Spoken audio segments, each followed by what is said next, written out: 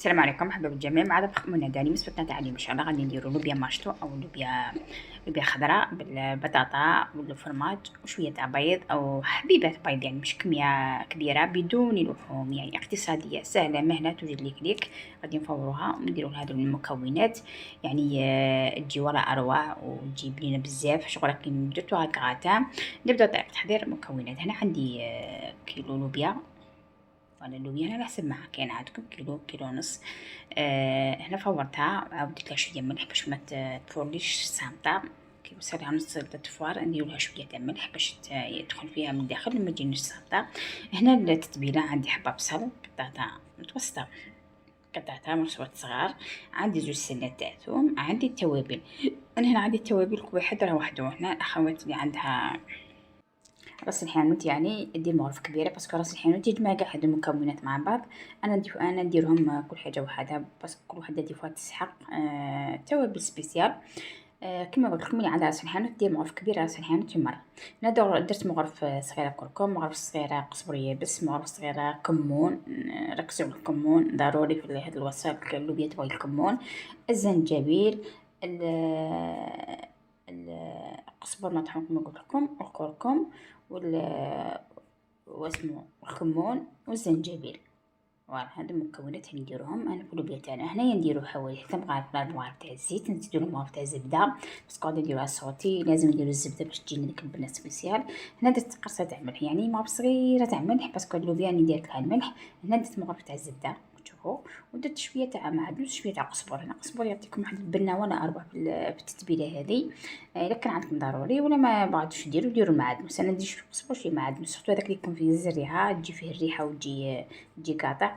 نقطعوا هذوك المكونات كامل. اخواتي انا بغات ندير مغرفه تاع طماط صغيره ادير، يعني مش ضروريه، ولكن كان يبغوا فيه هذيك البنه تاع الريحه هذيك تاع الطماطم. انا ما درتش هنا، درت غير التتبيله تكفي.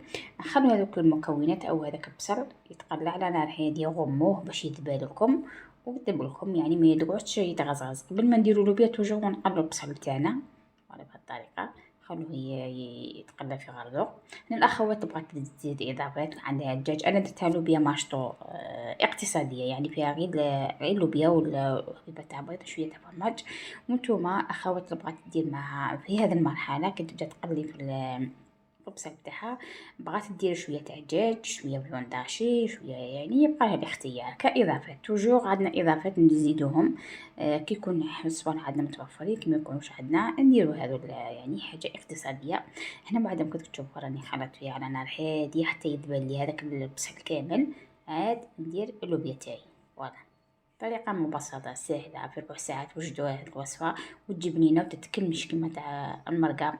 تعرفوا اللوبيا مرقة يلفو يكون اللحم، وسينو ما تتكلش، ودي فوا ولا نديروها باللحم يقولك ما ياكلوهاش. اما بالطريقة انا ياكلوها لي تعجبهم وياكلوها، خصو تكون فيها شوية كمية تاع فرماج وبيض ويتو تجي بنينة بزاف. وانا خلطت المكونات كامل، تشوفوا انا نقلوهم على نار هاديه نغموهم باش يذبل لي هذاك البصل.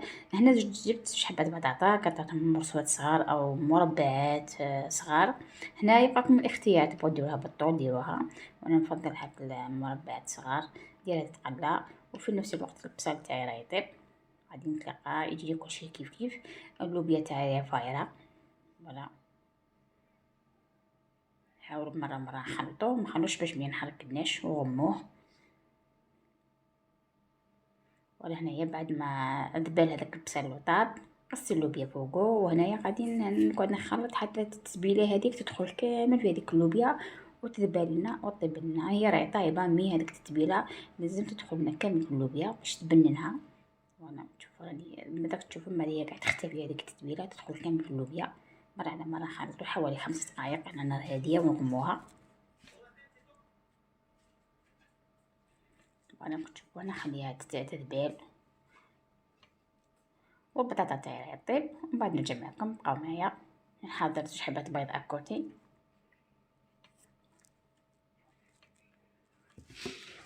وانا كتشوفوا هنايا وصفه سهله اقتصاديه توجد ليك، يعني ما فيهاش تعب كامل. وانا هنا بعد ما طابت البطاطا تاعنا تقلات، شوفوا نحطوها مباشره في فوق هذيك اللوبيا. أنا باسكو اللوبيا هاذيك طابت صايي راهي ذابت ودخلت في هاذيك التتبيلة، نحط فوق هاذيك مباشرة هاذيك البطاطا المقلية، نحاول نفركتوها ندخلوها في هاذيك اللوبيا، ونجيبو شوية فرماج شوية فرماج غابي، أي نوعية تاع فرماج تقدرو ديروها لافاش كي تقطعو مرصوات صغار، فرماج غابي أي نوعية من الفرماج ديروها، تجيكم واحد البنة روعة في اللوبيا، تجيكم بنينة بزاف. هنا باش تشوفو دخلت هاذيك البطاطا عفوا كامل في هاذيك اللوبيا بهاد الطريقة باش نخلطوها كامل. نقطع مرصوات تاع فرماج ثاني نخلطو مع هاذيك اللوبيا ونضرب زوج حبات بيض، انا تلات زوج حبات بيض يكفو يعني مش كمية كبيرة. شفتو هنا تخونش تاع هذا الفرماج هذه كاري هذا، ولا غير كمية قليلة ماشي بزاف، الأخوات اللي بغات تكتر تكتر. كما قلتلكم ضربت زوج حبات بيض نمشيهم كامل على هذيك زعما مع المعدنوس، وتكون الطبق تاعنا واجد يعني خفيف ظريف ساهل ماهل وبنين أكيد بدون لحوم، اقتصادي وسهلة، وجبة خفيفة سهلة تاع عشا ولا تاع غدا. وأنا نحاول نفرغ هذاك البيض كامل نمشيه بهذه الطريقة ونغموها على نار هادية ونخلوها يطيب جوست قد ما يطيب هذاك البيض هذاك الفرماج نطفوها، يعني ما تحتاجش كمية أو وقت طويل. وانا هنا البطاطا تاعي او اللوبيا تاعي شغل درتها كغاتا، شغل راهي تبان كغاتا في الفوق، يعني سهلة مهلة اقتصادية، وان شاء الله تجربوها تعجبكم اكيد. والى هنا انتهى الفيديو تاعي، الى لقاء نلقاو فيديو جديد ان شاء الله باذن الله. اخواتنا اللي ماهوش مشتركين في القناه تشتركوا ويدعمونا ويديروا لنا جيم باش تلحقكم اي وصفه ان شاء الله باذن الله نديروها قد تلحقكم الاشعار تاعها وتشوفوها. الى اللقاء.